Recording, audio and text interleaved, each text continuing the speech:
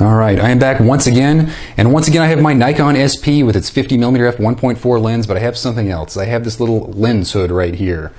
And the keen-eyed among you might notice that this is not a genuine Nikon lens hood. This is a sort of an aftermarket lens hood. I'm pretty sure these are made in China out of aluminum. They're pretty durable, but they're very cheap. You can buy them off eBay for a few dollars. You can buy them off AliExpress for even cheaper.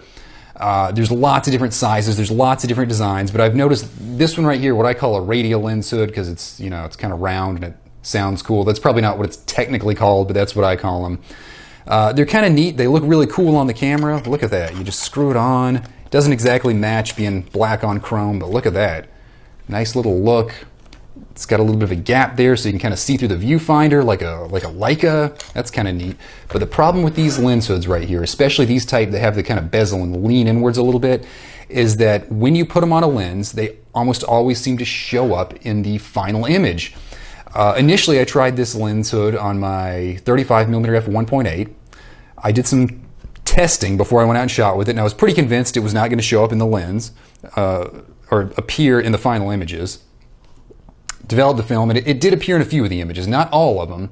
It seemed like there was something about the focusing distance, like if you used it at the infinite focus distance, it would kind of appear, and if you used it at the closer focusing distances, it wouldn't appear. It was pretty subtle. You just saw little bits in the corners, sort of like right in here and over here on the camera, but it was kind of annoying. And it did, strangely enough, seem to show up on the bottom corners more than the top corners. I don't know why that would be. Maybe it's just misaligned in some way.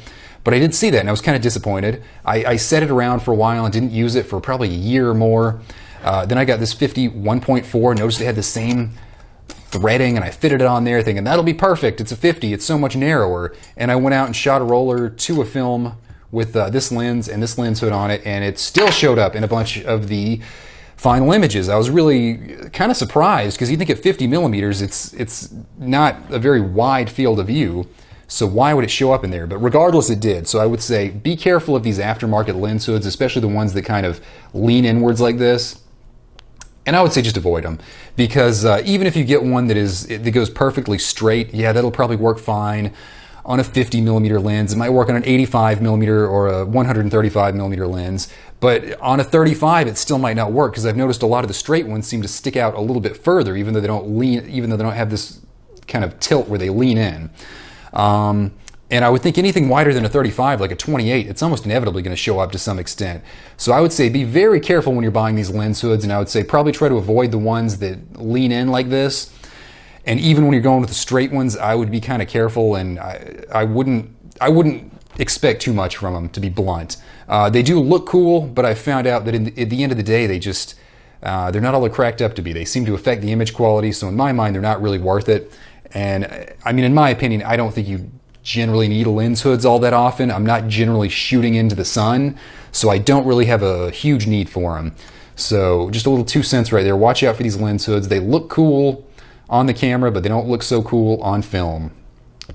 Thought that would sound cooler than it did, but it's something to take home with you. So please consider that before buying these little aftermarket lens hoods and a lot of other cheap aftermarket camera gear, because a lot of times the stuff's cheap for a reason.